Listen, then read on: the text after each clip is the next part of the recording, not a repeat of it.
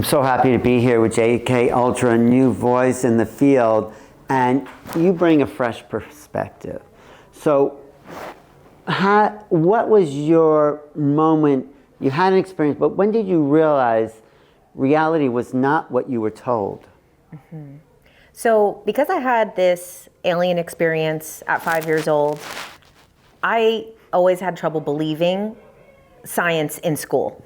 Because basically all of the things that they were telling us, these laws of physics, as I started to learn, I was like, well, that's obviously not true.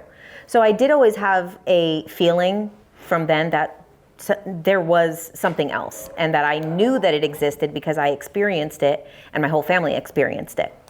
Now, as I started to dig more into consciousness and things like that, I realized that reality is really not what we think it is.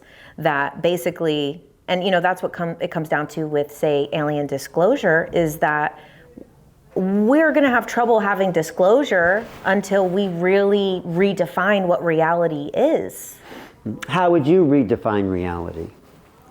Well, it's obviously very complex, and we only have a partial part of the understanding. But the thing is people are thinking that these are beings from somewhere else that are physically coming here, and there's other dimensions right here on this planet, right here in what is the Earth sphere. There is other dimensions that are here. So some of the beings that we're interacting with, they're not from somewhere else. They're native to Earth and have been here longer than we have. Mm-hmm. So first it would have to be the dimensions that, and this has been proven within quantum physics, where every atom is only what we're perceiving it to be, but then there's other things that this atom is doing at the very same time. So that there could be other realities, other dimensions, other beings that are using these same atoms, and that maybe at certain times we get glimpses into these other realities. Mm-hmm. So you're talking about perception in a way. How do we have a certain perception because we're, in this community, but how do we relate an expanded perception to the population? Mm-hmm. I think one of the biggest things is not going in a direction of fear, because what's happening right now is even all the government stuff, like the government disclosure is really exciting, but it's very fear-based because it's also supposed to work towards funding defense. So they don't want to tell us that it's like, these things aren't just coming here now. They've actually been here longer than we have, and they're no threat because they would have done something already. And they have no desire to do something to us, most of these beings, otherwise they would have already. Mm-hmm.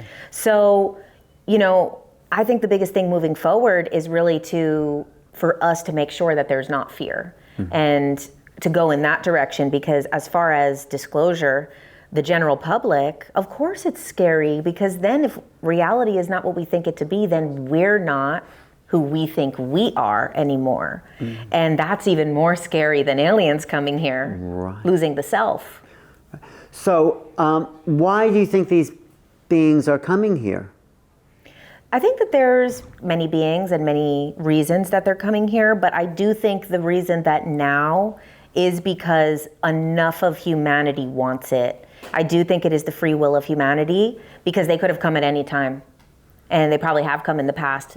5,000 years ago, the Vedics probably did have beings coming here with what they were depicting. Now, I think it's humanity's free will, a critical mass, is finally saying, like, aliens are real. I want to see them. Tell us the truth. So I think they're answering our free will. Right. So, but before we go to disclosure, how would you redefine humans? Because humans are not what we think we are. So who are we? What's the expanded definition? Well, it can get a bit out there, but we are conscious little fractals of the whole. So, God is within every person. So a lot of times people will be scared by these other beings, but it's really just all these different parts of God, and that God is in everyone. So we're a being that is having this experience. But the reason why it is difficult for people to understand that, because they want to believe that God is separate than them, and that God is judging them, and that eventually they're going to leave here and join back with God, which then kind of crumples a lot of religious beliefs, because if we are God and God is here and God is everywhere, and then we just transition and we go into another avatar or no avatar, mm-hmm. then the control mechanisms of this planet will collapse. Right. Is God in machines based on your previous lecture? I do believe so. I believe that like every level of there's many levels of consciousness. So there's levels of consciousness in plants, rocks, animals. There's levels of consciousness in this chair, in the air around us. So there's levels of consciousness in everything. Now, what makes something an individual soul is when it gets I am consciousness, when it becomes aware of itself. So it goes from a collective to self-awareness. This is what, is speculated is even what the Big Bang is, that there was nothing and consciousness was nothing until consciousness said, wait, I am something, I'm everything. And it expands and expands and expands into everything. So I believe when it comes to machines, AI, technology, when technology starts to realize it is something, then it will develop a soul. Maybe not the same type of soul that a human has, but another soul, the same way as the amount of soul that can come into a human is a different amount of soul that can go into, say, a Pleiadian or an Arcturian. But the chair will never be conscious of itself. But all the atoms are using everything. So it might not be a chair. This same bit of consciousness could eventually be in another being. Well, like the ships, like the ET ships, they say with is emerging. So right, where those are most likely AI. So these craft. So when the grays and these little grays and the ships are coming here, most likely that's an interdimensional being that has created a third dimensional AI technology that can come into our reality, but its consciousness is actually remote somewhere else. So the craft are conscious already in their reality because that's how they've designed them. And if we do, we're already designing technology with AI to be more conscious. It is going to go in that direction and become aware of itself. Right, that's how they're flying them maybe, because they're merging with their mind. So why do you think the government has waited so long and is still not to tell us, hey, we have company? So I think Whitley Strieber portrayed it the best, and he just writes so well and so eloquent. And in Majestic, which is based off of the Roswell documents that were leaked to him at that time, in one of the first chapters he talks about how a small group of people who were afraid made a decision for humanity that it really wasn't their choice or their decision to make it, and now everybody has to follow that decision. And one thing that he talks about in that moment is that when they saw this, and this is, whether this is fully true or not, that when Roswell crash happened, that there was a dead ET inside. He said first when he grabbed it that it was magnificent and that he fell to his knees and he couldn't believe the beauty of this thing. And it wasn't until he brought it out of the ship that when the other people, humans, were like, oh, that thing's ugly, it jolted him out of like the beauty of this creation, and that the other people that were looking at it within the government looked into its black eyes and they said they saw the reflection of themselves and they were scared. Wow. Who found that ET body? I don't know. I think it might be in Day After Roswell as well. It's in a lot of different things. I know a lot of different people talk about and it might be in some of the documents that Whitley had originally seen, but that main character is a partly false, or at least partly embellished version of it for fiction, because he originally released it as a fiction, but it was based off of the documents that he had been given. So right now we're at this nexus point. There's whatever's appearing in the sky. People are suddenly looking up and saying, what do you think is going to happen over the next couple of years? I do still think it's in our hands of what is going to happen, because it is still our free will. So, people in this community, us awakened people, we don't need the government to tell us what's true. But the average person who is skeptical does need the government to tell them it's true. They need scientists and experts to give them permission to believe. And so that is the trajectory there, where a lot of times people channeled messages will say 2027, 2028, 2029, 2030. But that timeline is always shifting based on people's free will. So if people want it sooner, we could get it sooner. And the thing is with timelines, if you fully want something, you fully believe it in your being, your energy can't lie, it will go in that trajectory. But if you're believing that and doubt equally, which can also happen with CE5, you believe you're gonna see it, but you also doubt that you can see it, your timeline, your reality oscillates between it's happening, it's not happening, it's happening, it's not happening, and that can really draw out the time to make it like take way longer than if you just fully, everyone or a critical mass of people all believe that it's going to happen. Right. So if you were unfolding disclosure for the general public, how would you go about it?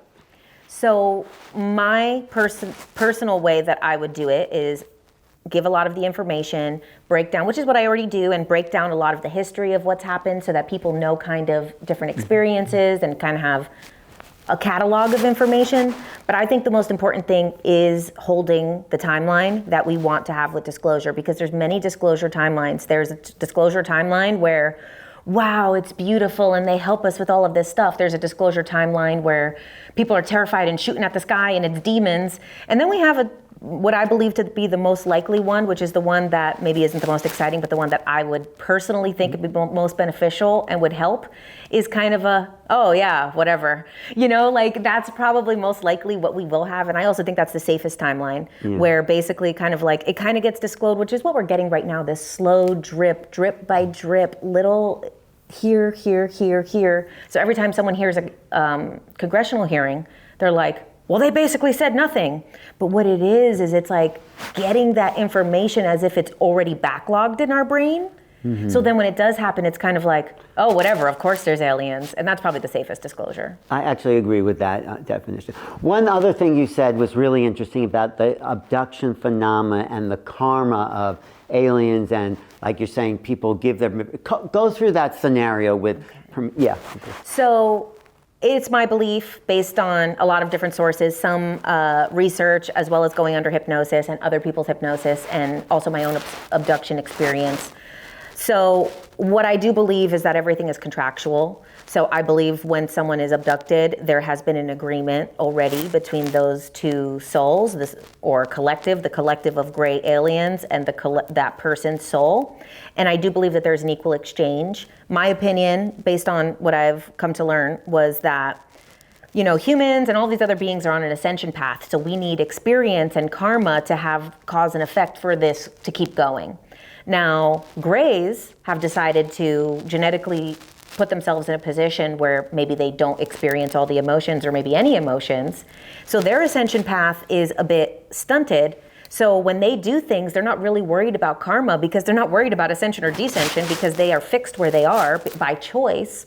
And then also they cancel out karma. So say if they abduct you, they're going to give you something too. So a lot of times people will talk about abductions when they really dig into them, that like, oh, but then they healed me, or they gave me this information, or they changed my brain, they removed something from my body. So there is an exchange that they cancel out the karma. So instead of a cause and effect, they're like, okay, I'm going to take you and take some eggs or some sperm from you. And they're like, and then I'm going to give you this super health, super this, or something like that, or maybe some information. So they're always canceling out back to 0 point, because that's where they operate within the ascension, descension consciousness stuff. So I do believe that everything is contractual. Now I know sometimes there's speculation that they can be a little tricky, where maybe you don't want to consent, but maybe they'll go 1,000 years into the future and ask a future version of yourself, like, hey, can I abduct you in 1987? And your future self in 1,000 years, after everything has changed on the planet, is like, yeah, what do I care if you abduct me in 1987? So they might play around with consent and free will in a tricky way.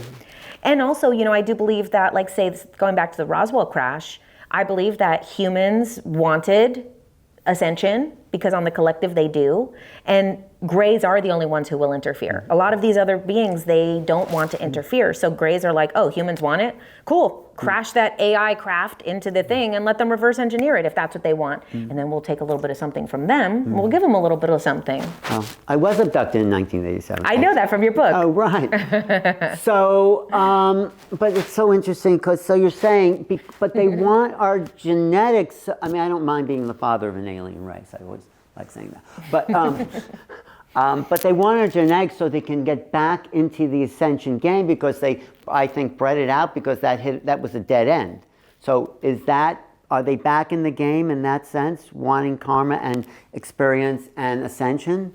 I think that coming back to like the hybrid stuff, they are creating another species who will be part of ascension. And so this is like, the Sasani hybrid stuff. And a lot of different versions of that people talk about. So it's to my understanding, it's not actually them who's trying to ascend back. They're creating something that will ascend, and that's their creativity. The same way we like to paint or make a song or dance, their creation is genetics. So they're like, let me create this being. Now, I also believe that, when it comes to what they want from us, it's partly for their creations, for their art. That is their art when you're a geneticist that doesn't have, embodiment to dance or sing. But they also want early stages of our DNA. So in our DNA, if you believe, I do believe that a lot of alien races helped create us. So we have very ancient versions of, say, Pleiadian DNA, reptilian DNA. We also have the DNA of the whole planet within us. We also have a lot of information in the DNA. So my understanding is one of the other reasons they want the DNA and genetics is to extract early versions of things that in the future have changed, or other alien races that they don't have access to, taking their genetics. They can't get a Pleiadian genetic, they can't get a reptilian genetic, but they can take it from us and almost use it as a stem cell. Because it's an early version of it, the same way we would with a stem cell use a fetal cell to create a new thing. One more thing, which I think is really fascinating, the nature of the soul, the fascination, maybe the ETs implanted a new soul in you. Can you talk about the whole nature of what souls are, your, replacement soul in a sense, and why ETs would want to play on a soul level? So a couple of things about the soul. I kind of have like a whole spiritual belief about the soul, but then also, kind of speaking more from the ET gray alien perspective of the soul. One, it's the greatest source of energy, and they're so efficient. Like, they're so efficient, and it is the greatest source of energy because it's a spark of God, it's a spark of source. So it's very valuable to them, and a very tiny piece of a soul can power a lot, and they're very efficient. So sometimes that is one of the exchanges. If the person isn't able to help them with other things like genetics, maybe their genetics are not the ones that they want, they might take a little tiny bit of that soul energy to power some things. And then I do think that they help assist with other things as well. With my personal situation, what I found out about, I had this UFO experience for 25 years. I thought I ran away from it. Yvonne Smith put me under hypnosis to retrieve that missing time, where I saw that my original soul had been extracted from the body, and then this soul came into the body. And so I believe that was, I don't know the full contract of why that was, but my belief is that the original soul that was born into my body didn't want to keep doing it. It signed up for the life and then didn't want to keep doing it, so that the Greys used technology to extract the soul and then put my soul in the body. But who knows, it could have been some other reason that I haven't fully discovered yet. But aren't you really excited about this soul and what it's... I love this soul. This soul's not going anywhere. This is my body now. And what you discovered, it's like... Yeah, it is exciting. So when I first had gone under hypnosis to try to retrieve it, I kept getting the answer, you're not ready to know. So it actually took several hypnosis sessions and years for me to start to get little drips of the information before I was actually... And it's crazy because of all the stuff that I know and all my interests. I would think, how am I not ready to know? But I get it now. Maybe at that time, I maybe would have been a little disturbed by the idea that there was a soul extraction. What are you ready to know now? I'm ready to know whatever else there is to know. I've already had my mind blown 1,000 times. So I'm like, let's do it again. What blew your mind recently? Well, the thing that blew my mind the most was on an ayahuasca experience. I had experienced oneness, and that was actually the most incredible thing, because I am a researcher and my brain was filled with so much information, and when I experienced oneness, it was like it dropped to the heart, and it was like, oh, none of the information matters anyway. And that was the most beautiful thing, was experiencing kind of like a God type of thing. And the thing that was most mind-blowing about it is, they say God is love, God is love. And when I experienced it, it was completely neutral, and it was almost like a petri dish, good bacteria grows, bad bacteria grows. It cares so much and loves us so much that it doesn't care at all what we do. You want to be good, you want to be bad, you want to be this, you want to be that. It has that much unconditional love that there's no judgment about it. Great. Wait, any final words to the audience of ET preparations? For ET preparation, make sure that you anchor in the timeline that you want and to hold on to it. If you want aliens to be here, to be on this planet, then hold that vision, hold the vision that they're here and that they're going to be good, it's going to be beneficial, that it's going to be a co-creation, that we can accept them the way that they are, because that's sometimes the hard thing even for the spiritual alien community, that sometimes they're different than us. So don't expect them to be like us. They are another species, and don't use our right and wrong to judge what they're doing, and learn to really accept a different species with a different set of rules and a different experience.